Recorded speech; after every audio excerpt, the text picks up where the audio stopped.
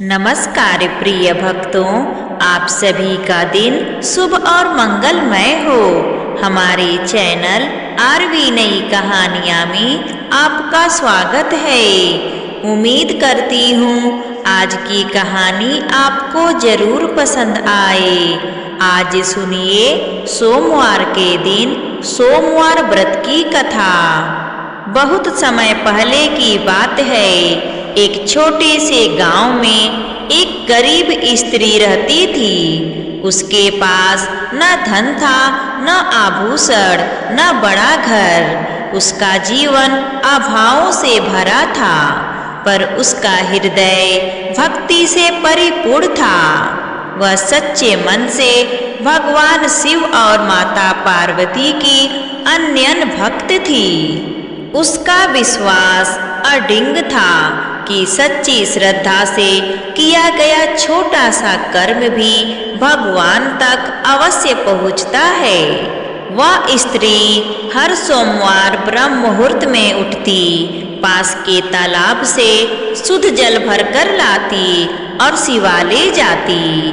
मंदिर छोटा था, पर वहाँ की शांति गहरी थी। वह शिवलिंग पर जल अर्पित करती, बेलपत्र चढ़ाती और आंखें बंद कर मन ही मन प्रार्थना करती। हे भोलेनाथ, मुझे कुछ नहीं चाहिए, बस मेरी भक्ति को स्वीकार कर लीजिए। जल चढ़ाने के बाद वह माता पार्वती के चरणों में हाथ जोड़ती।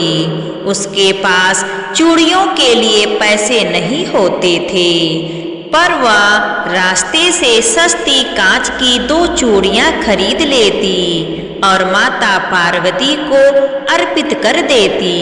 यही उसका सबसे बड़ा सौभाग्य था। पूजा के बाद वह बिना कुछ खाए अपने घर लौट जाती।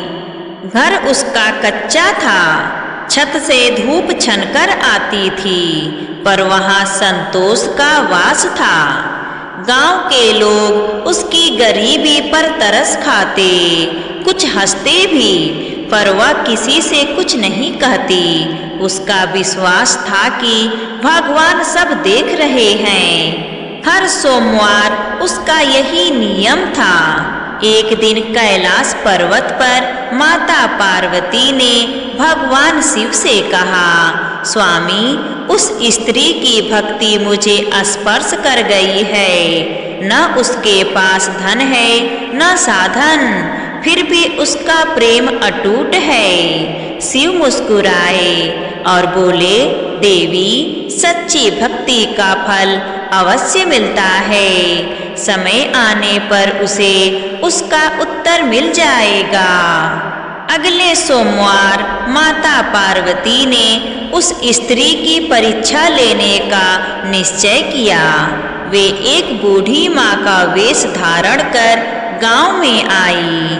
फटे वस्त्र, कांपते हाथ और थकी हुई आंखें। जब वह स्त्री मंदिर से लौट रही थी तो बूढ़ी माँ ने उसे कहा, बेटी, कई दिनों से भूखी हूँ, क्या तुम मुझे भोजन करा सकोगी? स्त्री ने बिना एक पल सोचे कहा, माँ, मेरे घर में जो भी है वह आपका है। वह बूढ़ी माँ को अपने घर ले आई। घर में केवल थोड़ा सा मोटा अनाज और साग था। स्त्री ने प्रेम से भोजन बनाया, बूढ़ी माँ को पहले खिलाया और स्वयं बाद में खाया। बूढ़ी माँ ने पूछा, बेटी, तुम इतनी गरीब होकर भी हर सोमवार व्रत क्यों करती हो? स्त्री ने विनम्रता से उत्तर दिया, माँ, मेरे पास देने को कुछ नहीं है, बस यही भक्ति है। शिव और पार्वती ही मेरे सब कुछ हैं। यह सुनकर बूढ़ी माँ की आंखों में करुणा भर आई। भोजन के बाद उन्होंने स्त्री को आशीर्वाद दिया और कहा, बेटी, तुम्हारी भक्ति सच्ची है। इतना कहकर वे चली गईं। अगले ही क्षण आकाश प्रकाश से भर गया। वही बूढ़ी माँ दिव्य रूप में प्रकट हुई। वे स्वयं माता पार्वती थीं। स्त्री विस्मय से भर गई। उसके नेत्रों से अश्रुधारा बहने लगी। वह भूमि पर गिर पड़ी। माता पार्वती ने उसे उठाया और कहा, बेटी, तुम्हारी सच्ची भक्ति से मैं प्रसन्न हूँ। तभी भगवान शिव भी प्रकट हुए।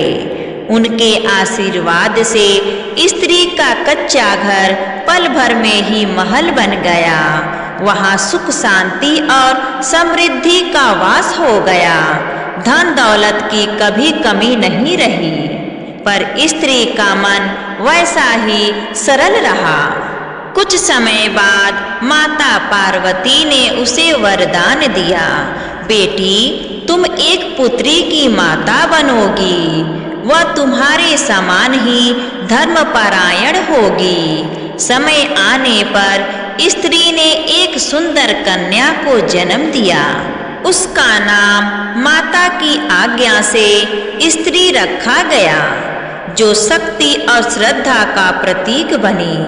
कन्या के जन्म के बाद माता पार्वती ने गांव की सभी स्त्रियों को संदेश दिया।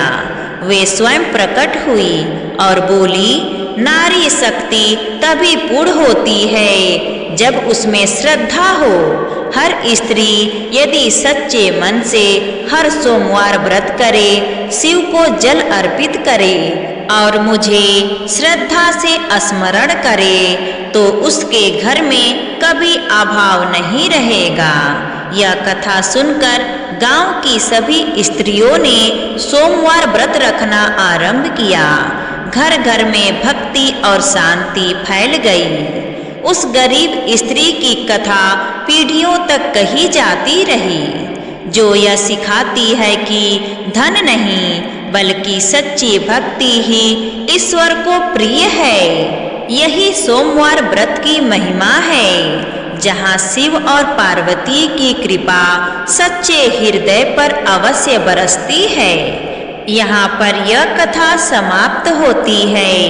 प्रेम से बोलिए शंकर भगवान की जय, माता पार्वती की जय। प्रिय भक्तों, अगर आपको यह कथा अच्छी लगी हो तो प्लीज़ कमेंट करके हमें ज़रूर बताइए और हमारे चैनल आरवी नई कहानियाँ को सब्सक्राइब करना ना भूलिए, क्योंकि ऐसे ही हर रोज़ भक्ति कहानी आपको सुनने को मिलेगा। धन्यवाद।